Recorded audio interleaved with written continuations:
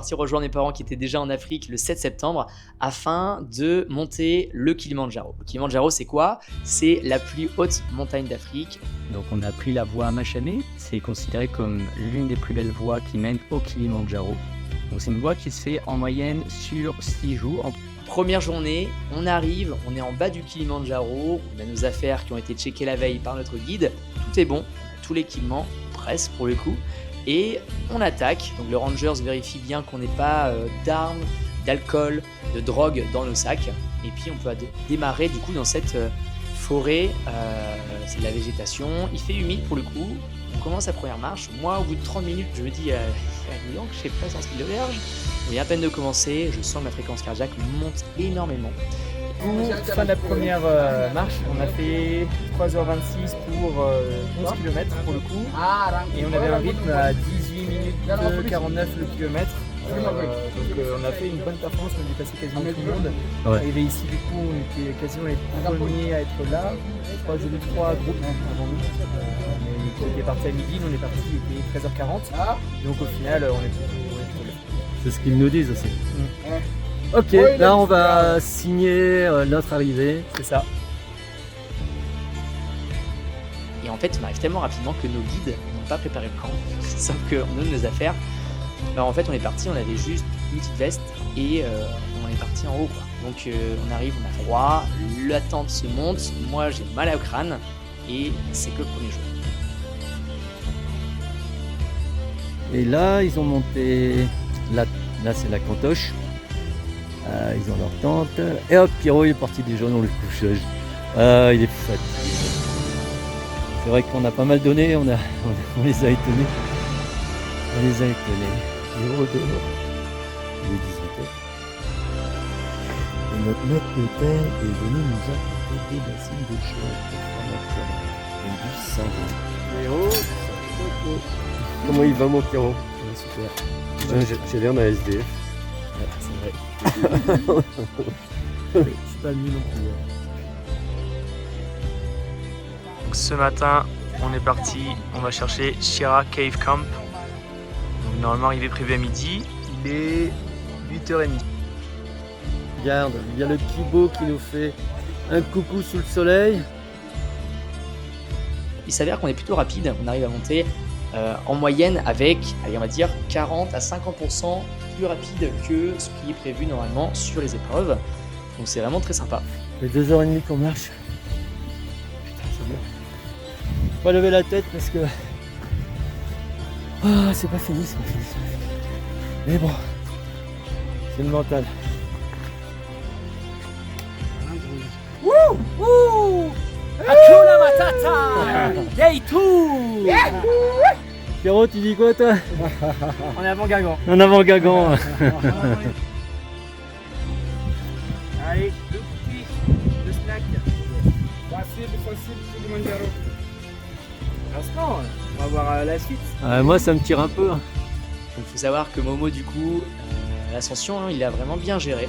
Franchement il m'a épaté pour le coup, il faut savoir mon papa il a 60 ans, il est dans une forme olympique pour quelqu'un de son âge. Ce qui est fou c'est qu'il fait pas de sport en particulier, avec son boulot il est très actif. Dans sa tête mon père il a je pense la vingtaine, c'est un petit genou qui fait on va dire des blagues tout le temps, donc c'est hyper appréciable pour le coup. Quand j'ai dit à mes amis que j'allais monter le Kilimandjaro avec mon père, moi j'étais trop content parce que je sais que c'est un gars, il a toujours le moral, toujours la banane, toujours là à faire des blagues. Et en vrai, on se rend pas compte de la chance qu'on peut avoir d'avoir quelqu'un comme ça dans son quotidien, qui est toujours là pour son bien. On est bien ensemble, Pierrot m'a beaucoup aidé. Pierrot m'a beaucoup aidé parce que je mettais les pas dans ses temps, franchement. Et il cherchait des espaces plus faciles à faire. J'ai mis du bol un peu pour le tir. Mais ça va, le moral est bon, le cœur il va super bien, les poumons ils se remplissent bien. C'est les guibolles. Mon Pierrot adoré. Ouais, moi j'ai pas de mal de crâne aujourd'hui, ça va être facile. Allez, Top. c'est top.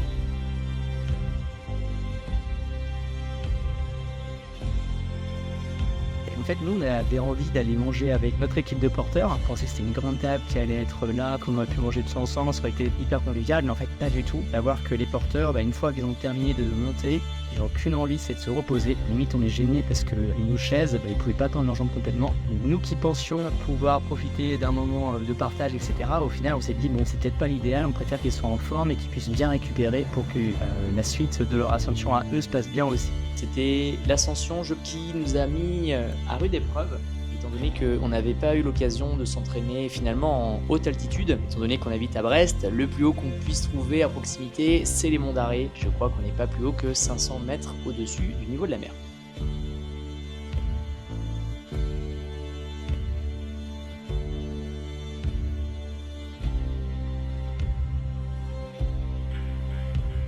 En ayant parlé avec nos guides, ils nous disent comme quoi, si jamais on le sent, le lendemain, on peut se permettre de faire en 2 étapes en une, qui nous ferait gagner du temps sur notre ascension. Donc nous, on est carrément chaud pour le coup. Donc on se dit, demain, on va aller faire un peu plus de 7 heures. Sur le papier, il y avait plus, je crois, de 10 ou 11 heures. On a fait en 7 heures, quand même vachement creux.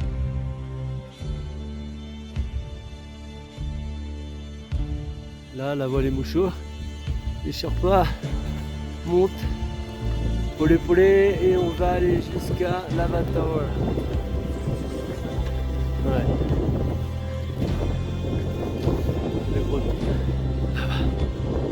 Quand on va arriver du coup à Lava Tower Camp, moi je serai au bout de ma vie, j'avais pas assez mangé le matin. Il faut savoir que j'ai eu mal au crâne à partir du premier jour jusqu'au dernier.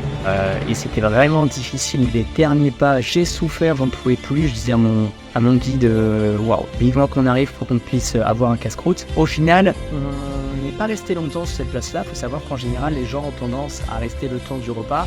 Nous, on est resté à peine 15 minutes. Le temps de prendre une petite collation, un petit snack, et on a enchaîné ensuite sur la descente pour arriver jusqu'à Barranco Camp. Donc là, on était sur un endroit plutôt sympa, mais La descente qu'on a fait, ça nous a pétardé les pattes. On a marché 2 heures depuis là. Lava Camp. On a fait 2 heures.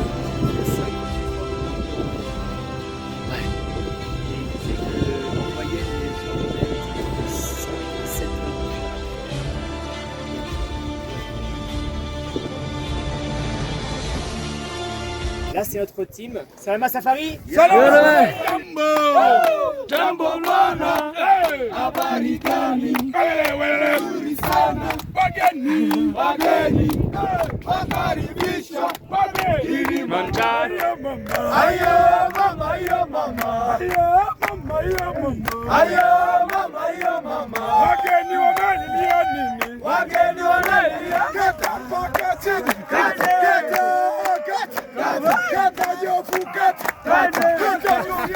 c'est pas possible. On passe pas par là quand même. Et le guide finit ici, demain on se réveille et on va monter ça.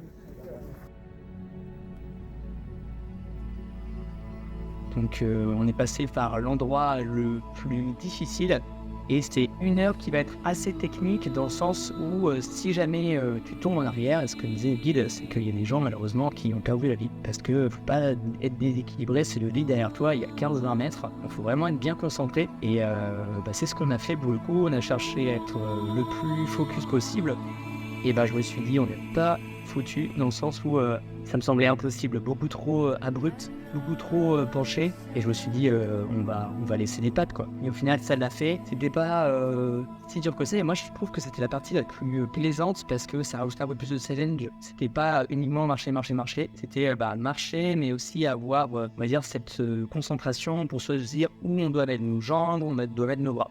Bon, Momo à chaque fois en train de faire des blagues, comme vous pouvez le voir sur le clip, il n'a pas regardé où il fallait mettre ses pieds et du coup il est resté un petit peu bloqué. Donc je suis parti l'aider évidemment en tant que bon fils que je suis pour qu'il puisse passer avec facilité ce Climbing Rock. Lui il avait toujours sa patte qui lui faisait mal, son genou pour le coup qui était assez douloureux. Mais malgré ça il s'est vraiment dépassé, il a mis ses difficultés de côté. À chaque fois on essayait de se motiver à mettre de la musique, on s'est mis Gladiator, Batman ou encore... le dernier des Mohicans, c'est pour ça qu'on a voulu se faire ce film avec justement les musiques qui nous reportaient pour arriver jusqu'en haut.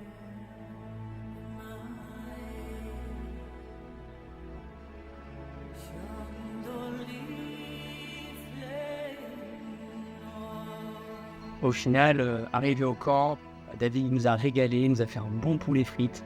Et on a fait une bonne sieste parce qu'il faut savoir que du coup, le jour 4, on a fait la partie la plus longue. Mais derrière, on avait aussi le soir même le départ pour l'ascension finale.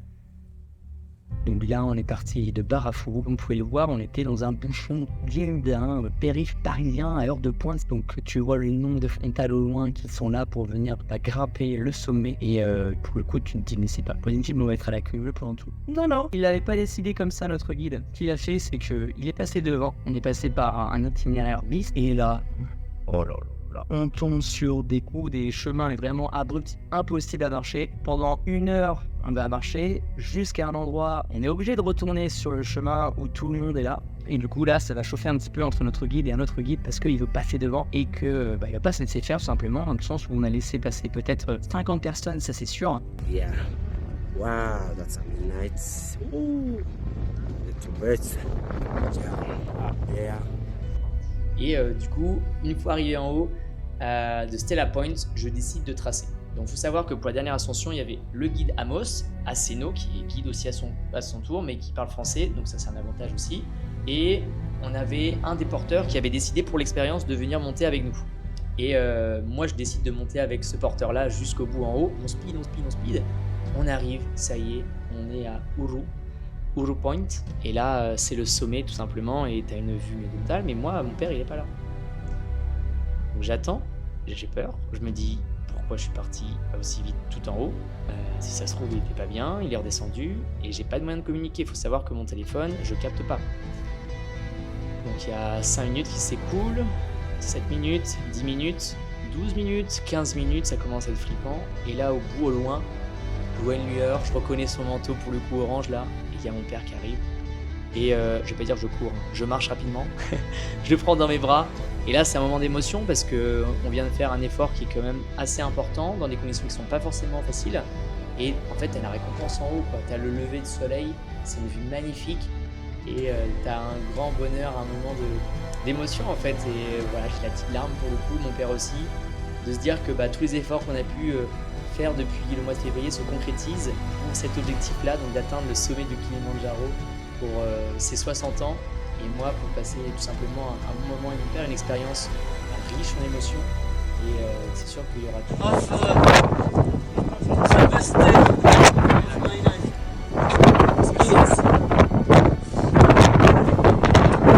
On l'a fait, c'est très dur, mais on l'a réussi. C'est très dur. Bravo à nous, bravo à moi, c'est toute la famille, bravo à ceux qui sont partis, et tous nos hommes.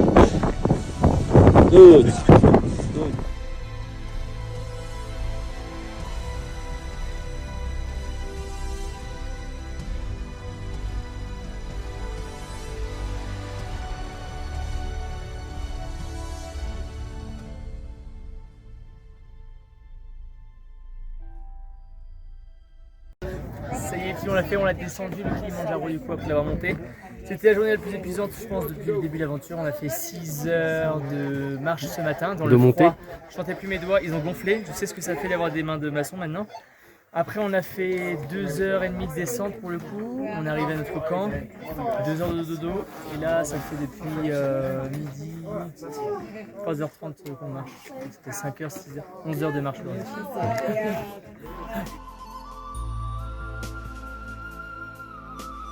Always winner, always we are the winner. Yeah. Mais grâce, Welcome. Now we are at Mweka Camp. with your help, we arrive. Karibu. Ouh.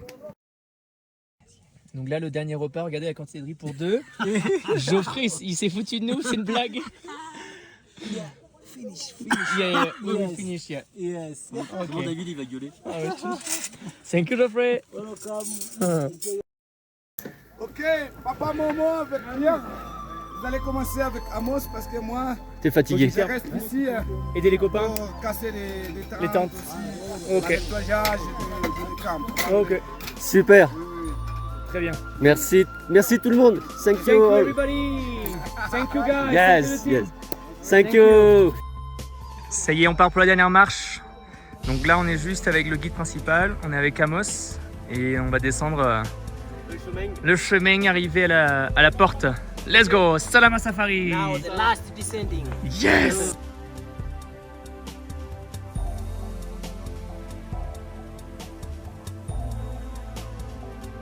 Ah ouais, regarde là-haut, papa. Là-haut, là-haut. Des loin, moi. Ah ouais.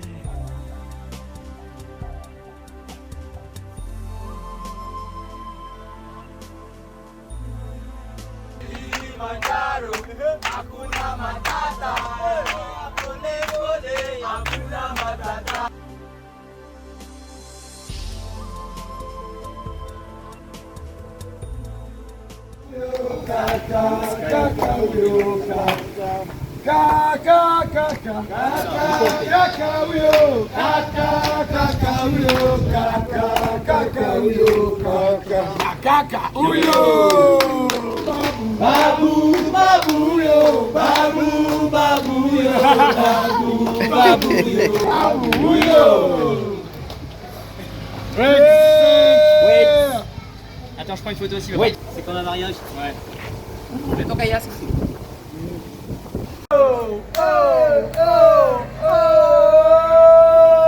Kilimanjaro. Thank you very much. Merci beaucoup. Merci à tous. Good. Comment ça va? Comment ça va, nana? Aïe, ça va. Aïe, ça va, nana. Comment ça va? Comment ça va? Comment ça va? Comment ça va? Aïe, ça va. Aïe, ça va. Aïe, ça va. Aïe, ça va.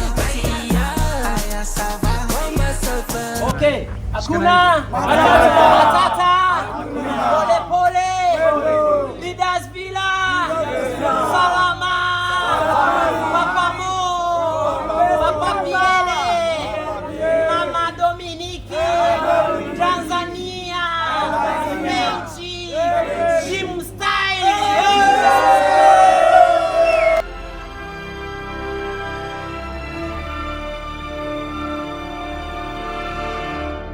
C'était On finit, c'était vraiment une belle expérience, Ouais. mon piston. carrément. Tac.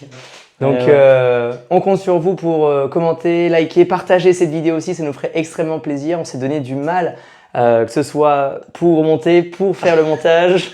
Le montage de vidéo aussi, c'était Voilà, mais du boulot. papa l'aura très bien fait, on a réussi à trouver ce qu'on voulait faire et puis on espère que vous aurez apprécié aussi. Et puis on se dit à bientôt pour peut-être Pour de l'Everest. nouvelles Hein. aventures. Comment ça va? Comment ça va, nana? Aïe, ça va. Aïe, ça va, nana. Comment ça va? Comment ça va? Comment ça va? Comment ça va?